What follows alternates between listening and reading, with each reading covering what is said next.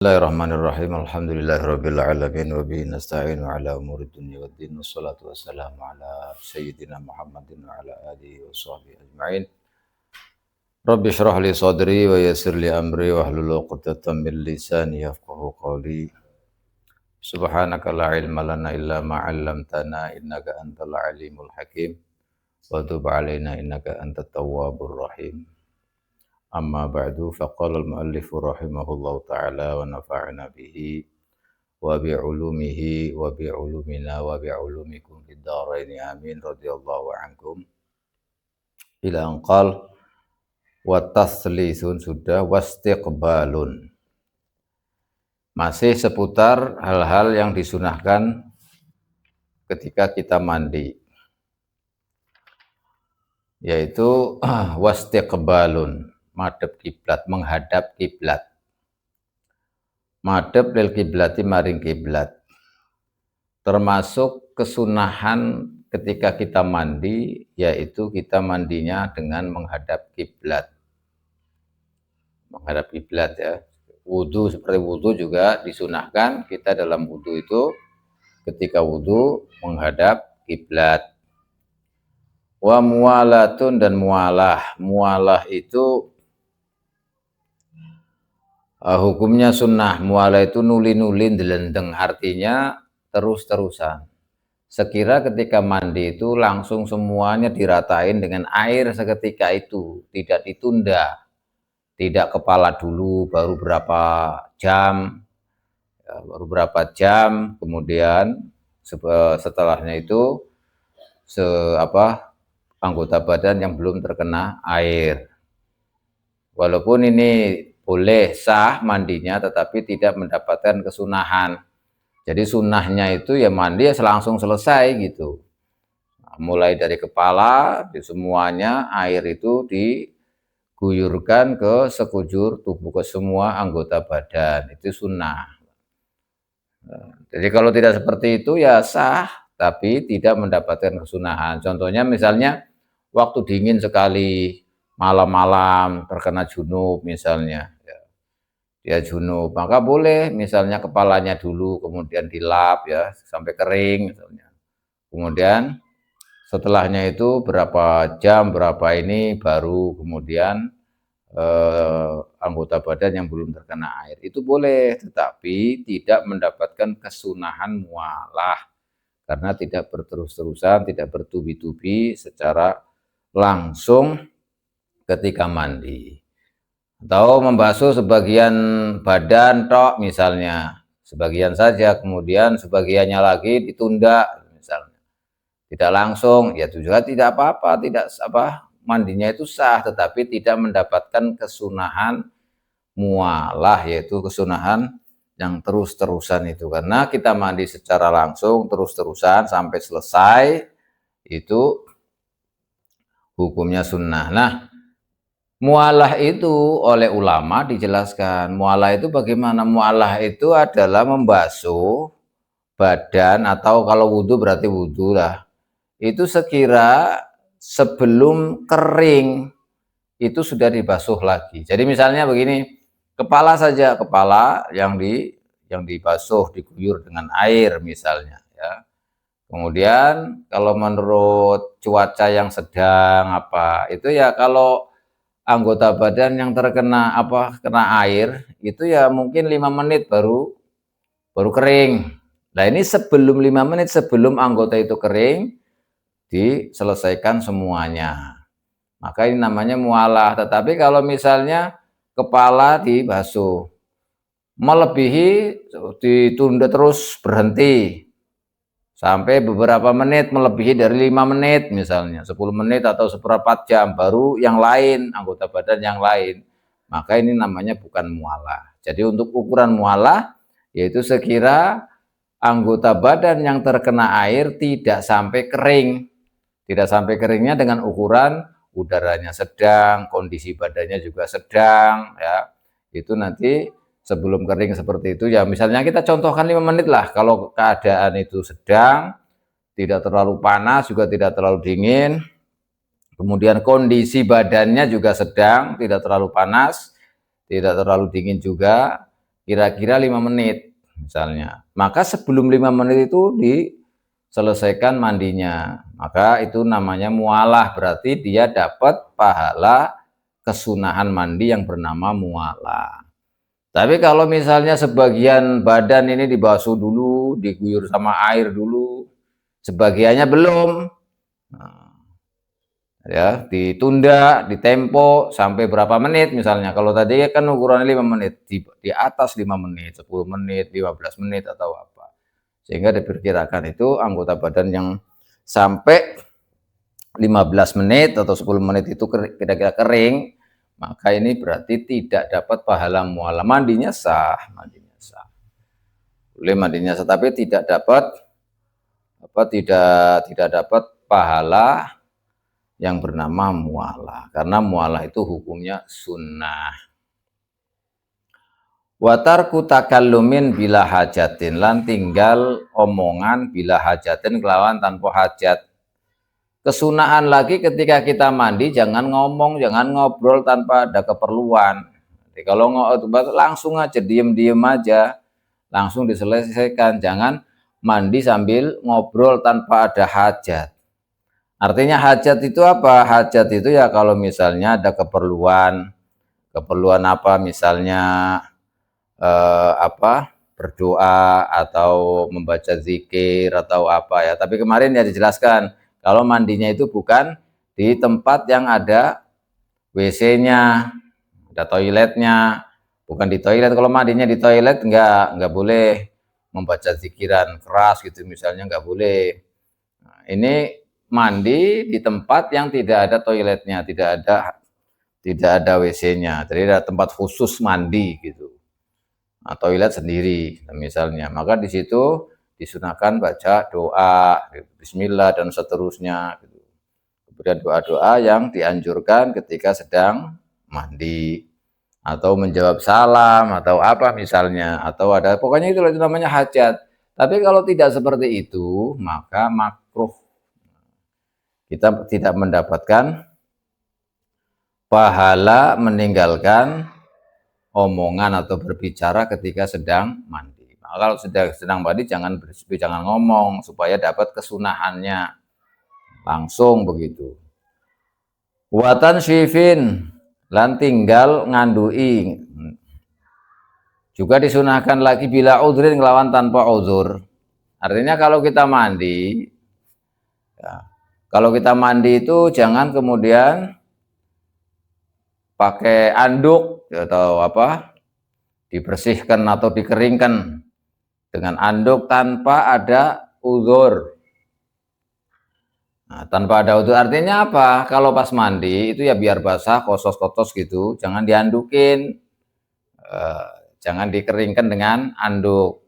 Tapi kalau misalnya ada uzur, itu kalau nggak ada uzur ya, kalau nggak ada uzur. Tapi kalau ada uzur, misalnya terlalu dingin, nah, atau memang nanti malah mengotori apalah gitu masjid, atau mengotori tempat-tempat yang ini karena apa, airnya itu bercucuran karena basah, maka diandukin nggak apa-apa. Tapi kalau tidak seperti itu, jangan diandukin, jangan menggunakan anduk untuk mengeringkan badannya.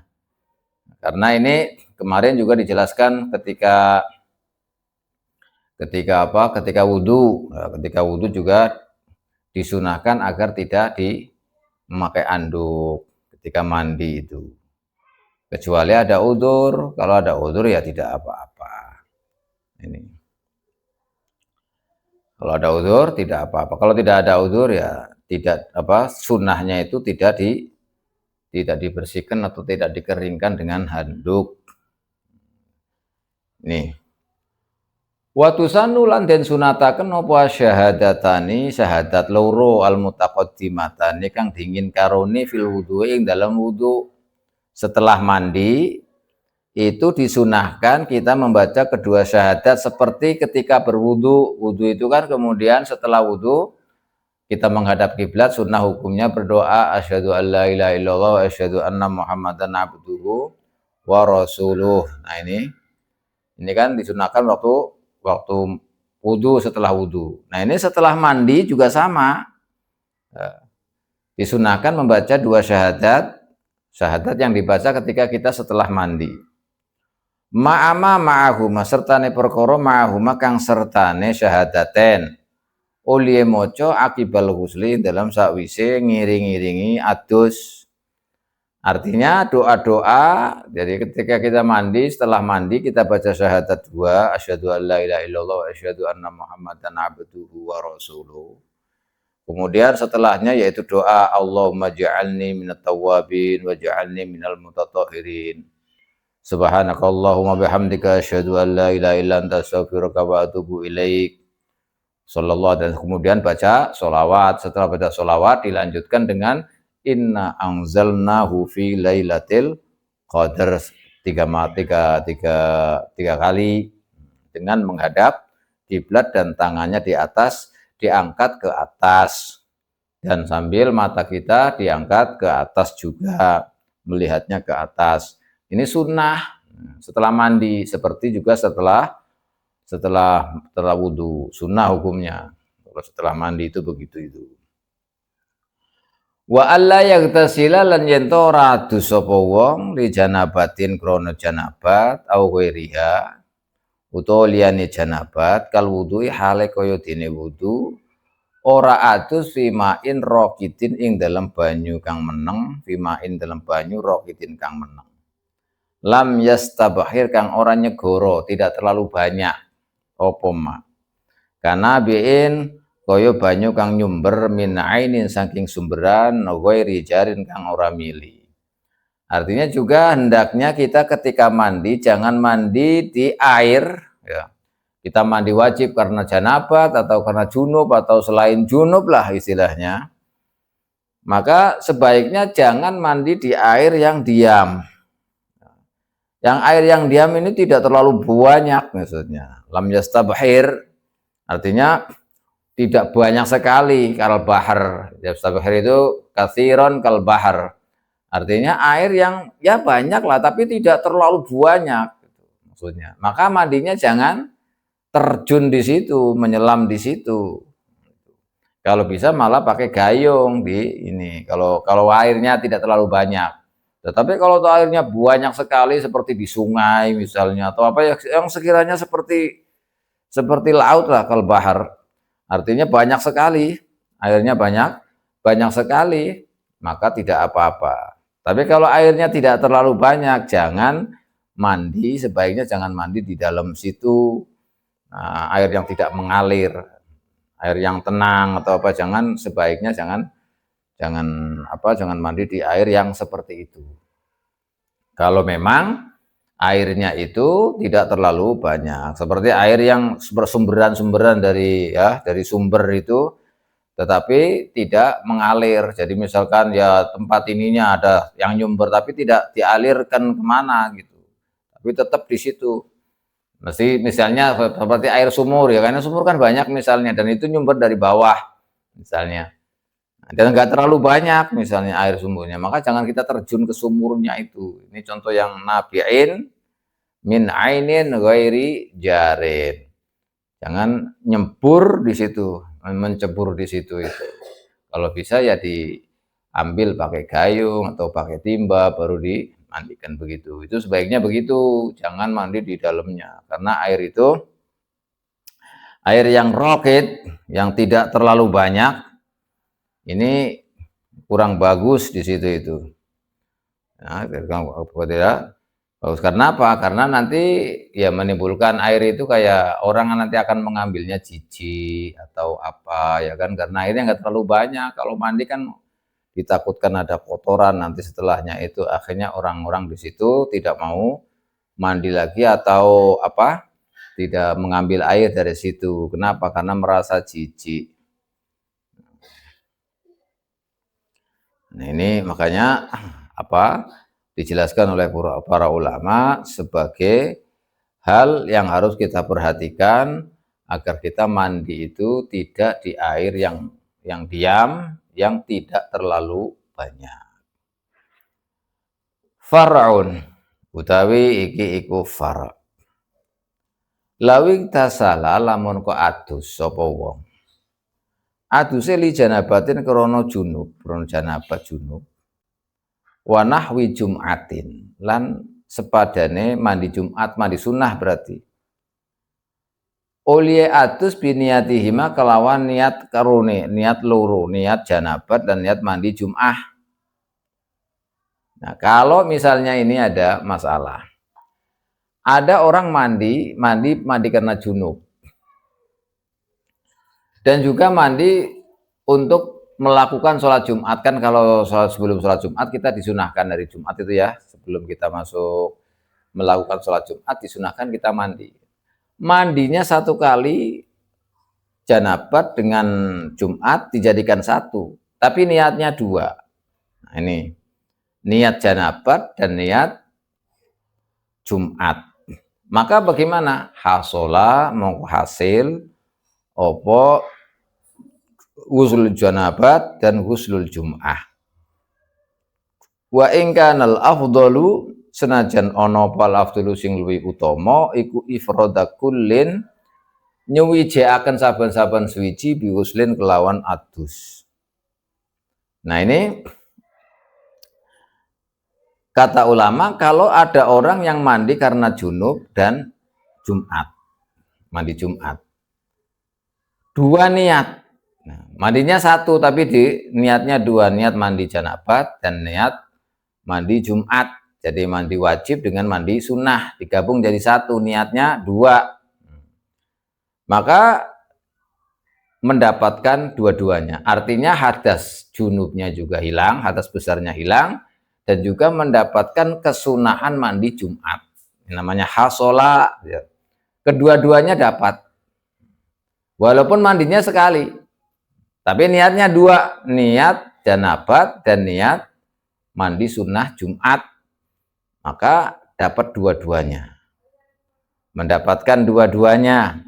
Walaupun yang paling utama ifradu ifrawa ingkan al afdulu ifrodab kullin bi ghuslin.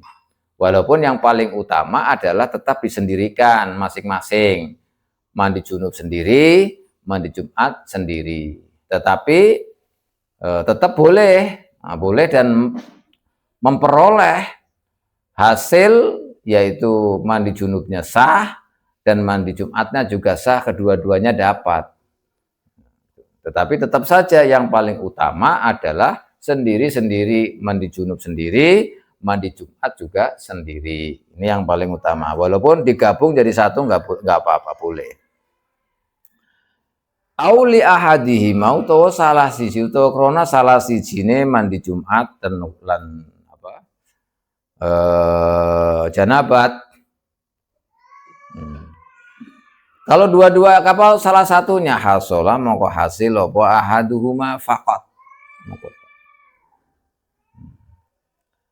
Kalau misalnya mandinya hanya untuk salah satu di antara dua, janabat sendiri. Jadi mandinya satu kali dan niatnya janabat. Ya maka ya hasilnya janabat tok. Atau dia mandinya itu untuk Jumat tok, untuk mandi Jumat, mandi sunnah. Sunatan mandi Jumat. Maka ya yang dihasilkan mandi Jumat saja. Tidak bisa dua-duanya. Karena innamal a'malu binniyat. Jadi amal itu tergantung kepada niat. Kalau diniatkan dua dapat tadi. Boleh. Walaupun yang paling utama adalah sendiri-sendiri. Tapi kalau niatnya sesatu, niat janabat tok, ya dapatnya janabat. Hilang hadas besarnya.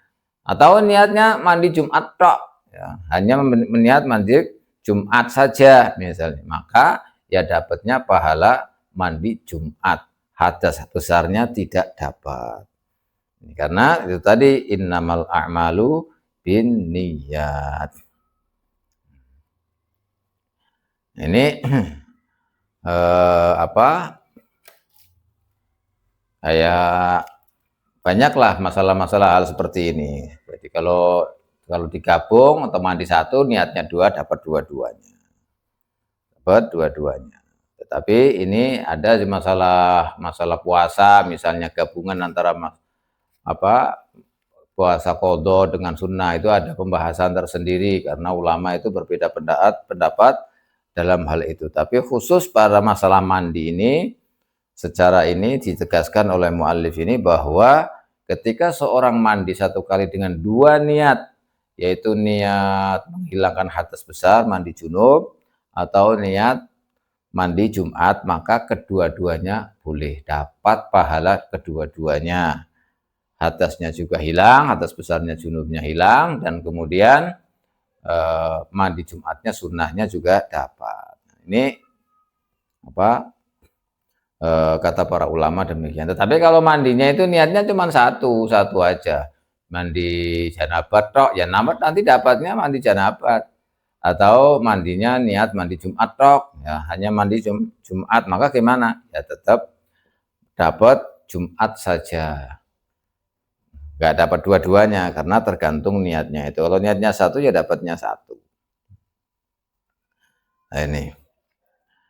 Nah, jadi ini semuanya kesunatan sudah, kemudian tentang bagaimana orang junub niatnya itu tadi, nanti kita akan membahas lagi far'un. Far'un utawi iki fara, yusanu den sunataken. Termasuk disunatkan lagi karena kita membahas tentang kesunahan mandi, kesunahan mandi. Yusanu den sunataken li junubin kaduwe wong sing junub, wa haidin lan wadon sing haid, wa nufasaa lan kaduwe wong sing nifas. Uliya disunataken badang kita idamihima ing dalam sawise pegote atau mampete getehe haid wa nufasa. Apa sing disunataken ghuslu farjin, basuh farjini. Nih, kalau ada orang junub atau orang yang haid atau nifas, ini orang-orang seperti ini setelah, kalau haid dan nifas itu setelah selesai darahnya itu, setelah darahnya sudah tidak keluar lagi, sudah berhenti, itu disunahkan ghuslu farjin, dibasuh, dibersihkan farjinya itu, dihilangkan dulu kotorannya, dibasuh dulu, dicuci dulu istilahnya, supaya hilang kotoran-kotoran yang ada itu, dicuci dulu, dibersihkan dulu. Ini hukumnya sunnah bagi orang yang haid, bagi orang yang nifas atau orang junub. Ini pertama-tama yang disucikan atau dibersihkan itu farjinya dulu, kemaluannya yang dibersihkan, karena dari sisa-sisa kotoran atau sisa-sisa dari darah-darah yang keluar itu supaya bersih, ini maksudnya. Hukumnya sunnah, dibersihkan dulu, dibasuh dulu. Wa wudu'un lan wudu li naumin, krono kanggo turu. Nah, kalau misalnya orangnya junub atau haid itu, kalau sebaiknya itu wudu dulu sebelum tidur. Sebelum tidur tuh wudu dulu, itu sunnah hukumnya, supaya tidurnya tidak dalam keadaan junub, tidak keadaan nifas, karena tidak keadaan haid. Maksudnya untuk menghilangkan kemakruhan daripada tidur dalam keadaan junub. Maka disunahkan wudhu kalau mau tidur. Jangan tidur dalam keadaan junub. Disunahkan wudhu karena Rasulullah Shallallahu Alaihi Wasallam diantaranya ini dalam sebuah hadis bahwa Rasulullah menjawab salam dalam keadaan junub, tapi waktu itu beliau tayamum dulu karena nggak ada air. Kemudian Rasulullah tayamum. Setelah tayamum baru menjawab salam. Kemudian dikiaskan dengan itu wudhu. Karena kalau menjawab salam itu kan termasuk bagian daripada zikir dan doa. Maka sebelum menjawab beliau itu tayamum. Tayamum Rasulullah Shallallahu Alaihi Wasallam baru menjawab salam. Karena waktu itu beliau dalam keadaan junub. Nah ini kalau mau tidur supaya tidurnya tidak dalam keadaan junub, itu disunnahkan wudhu dulu. Wa aklin lan krono mangan. Begitu juga kalau kita junub atau itu kalau mau makan wudhu, jangan junub lalu makan. Ini makruh. Sebaiknya kita disunahkan ketika kita junub jangan makan, tapi wudhu dulu. Kalau nggak mau mandi langsung ya wudhu dulu. Ini sudah hukumnya. Begitu minum juga, makan dan minum. Ini disunahkan kita kalau mau makan sebelum mandi, istilahnya belum mandi junub, disunahkan makan dan disunahkan berwudhu dulu. Jangan langsung makan, jangan langsung minum. Wa yukrahu lan den makruhaken napa fi'lu syai'in nglakoni suwiji-wiji min dzalika saking mengkono. Naom, turu, makan dan minum bila wudu'in kelawan tanpa wudu. Sebagaimana tadi dijelaskan hukumnya makruh kalau kita tidur atau makan, minum sebelum wudu dalam keadaan junub lah, itu hukumnya makruh. Wayam bagilan sayukjo sunnah lagi Allah yuzilu yento opo yento orang ilangi sop yuzilu orang ilangi sopo wong telu mau junub haid nufasa uli orang ilangi qoblal ghusl dalam sadurunge adus orang ilangi sya'ron ing rambut au zufron utawa kuku wa kadzalan niku kaya mengkono gufer daman ora disunataken orang ilangi ing darah. Kenapa? Li'anna dzalika karena temen setune sya'ar zufar dam iku yuraddu den balekaken napa zalik fil akhirati ing dalam akhirat kuliah dibalekaken junuban hale dalam keadaan junub. Nah, ini juga harus diperhatikan. Kalau dalam keadaan junub atau dalam keadaan nifas atau dalam keadaan haid sebelum mandi itu sunnah hukumnya jangan memotong rambut, jangan memotong kuku, begitu juga jangan mengalirkan darah. Rambut, kuku atau darah itu jangan dihilangkan. Jangan dipotong rambutnya, jangan kukunya juga jangan dipotong. Kemudian kalau darah jangan dihilangkan dialirkan, dibuang istilahnya jangan. Itu sunnah hukumnya. Kenapa? Li'anna dzalika yuraddu fil akhirati junuban. Karena nanti di akhirat akan dikembalikan dalam keadaan junub. Makanya ini hukumnya makruh, bahkan itu sebaiknya jangan memotong kuku. Tapi kalau misalkan dipotong nggak apa-apa karena ini sunnah maksudnya. Ini maksudnya kalau misalkan tidak mengganggu. Kalau mengganggu ya tidak apa-apa.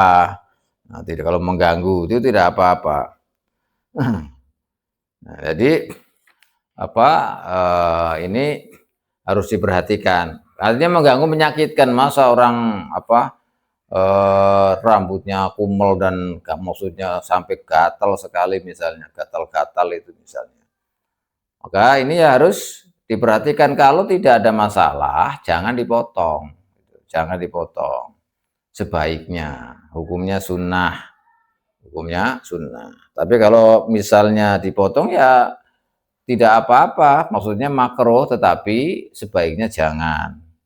Sebaiknya jangan karena nanti akan ini peringatan. Bahkan Imam Ghazali itu melarang masalah orang yang seperti ini, orang yang dalam keadaan junub atau orang keadaan haid atau nifas memotong rambutnya, memotong kukunya atau mengalirkan darahnya itu. Nah, ini kalau belum mandi jangan.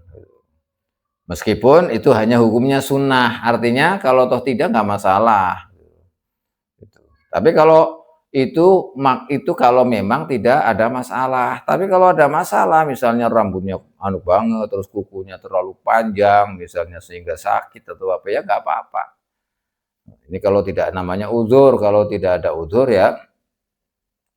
Ini walaupun ini pembahasan ulama tentang ini banyak sekali. Nah, alasannya kenapa kok tidak apa-apa? Ada yang mengatakan tidak boleh, ada yang mengatakan boleh memotong.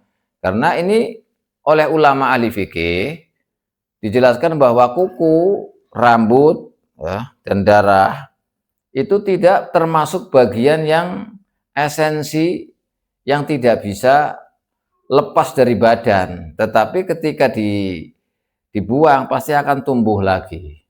Dipotong juga tumbuh lagi. Darah mengalir itu nanti akan bertambah lagi dengan makanan istilahnya. Maka tidak sebuah esensi yang menjadikan anggota badan itu membutuhkan itu saja, tetapi itu adalah bisa kayak dikatakan tambahan gitu loh, bukan sendiri. Makanya kuku ini kan kalau dihilangkan nanti juga tumbuh lagi, rambut juga kalau dipotong tumbuh lagi, darah juga kalau misalkan diambil itu juga nanti akan ada gantinya lagi, akan bertambah sendiri dengan makanan-makanan yang ada. Maka ini sebaiknya tidak dihilangkan. Tetapi kalau misalkan dihilangkan ya tidak apa-apa karena ini hukumnya sunnah karena termasuk anggota badan yang tidak esensi melekat ya, yang mengharuskan itu termasuk daripada anggota badan itu sendiri. Makanya tidak apa-apa atau boleh-boleh saja sebenarnya. Jadi nggak harus, ini nggak harus. Tapi sebaiknya begini, ada ulama yang menjelaskan kalau misalkan perempuan terus rambutnya itu sudah mengganggu sekali kemudian dipotong atau rontok misalnya rambutnya, ya dikumpulin, setelah dikumpulin kemudian dipendem, ditanam. Jangan dibuang di tong sampah atau di mana, jangannya sebaiknya itu ditanam. Atau kukunya juga itu yang menyakitkan atau terlalu panjang itu bisa dipotong tapi kemudian ditanam, jangan dibiarkan begitu. Ini anjuran para ulama. Itu kalau darurat misalnya menyakitkan atau kalau dibiarkan ini berbahaya, susah, meresahkan, ada doror lah istilahnya, maka tidak apa-apa. Tapi kalau tidak seperti itu, sebaiknya sunnahnya itu jangan dihilangkan. Makanya disebut wayam bagi Allah yuzilu. Wayam bagi Allah yuzilu. Nah, beliau ini ada keterangan dari Ihya misalnya. Imam Ghazali dalam kitabnya Ihya la yang bagi an yaqlib au yahlik au yastahid au yukhriju daman au yabinu min nafsihi juz'an wa huwa junubun iz yuraddu ilaihi sa'iru adzai fil akhirah fa ya'udu junuban. Setelah fa yuqalu wa yuqalu inna kulla wa yuqalu anna kulla sya'ratin tutali bi janabatiha. Ini yang tadi yang saya singgung, Imam Ghazali menjelaskan tentang ini. Tetapi secara fikih itu kalau tentang masalah ini ulama ahli fikih itu yang disampaikan oleh Imam Ghazali itu mahmulun haitsu qassara haitsu qassara, jadi sembrono, sembarangan.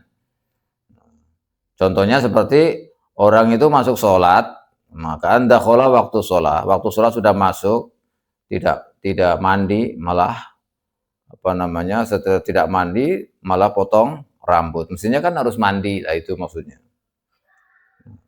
Malah potong rambut atau potong kuku, padahal waktu sholat itu sudah. Nah, kalau seperti itu ini yang masuk dalam kategori yang dikatakan oleh Imam Al-Ghazali. Tapi kalau tidak, ya tidak seperti itu. Tapi yang jelas, sunnah bagi orang yang junub, atau orang yang haid, atau orang yang lagi nifas, itu sebelum mandi disunahkan sebaiknya tidak memotong rambut, tidak memotong kuku, tidak menghilangkan darahnya atau mengalirkan darahnya, karena semuanya itu nanti akan dikembalikan di akhirat dalam keadaan junub. Demikian sampai di sini pembahasan kita ini kesunahan wudhu. Insya Allah nanti kita lanjut kembali, masih banyak tentang kesunahan mandi ini. Insya Allah mudah-mudahan apa yang kita baca, yang kita dengar bermanfaat bagi kita, barokah bagi kita, dan menjadikan kita dibutuh oleh Allah Subhanahu wa taala. Amin ya rabbal alamin. Demikian wallahu a'lam bishawab.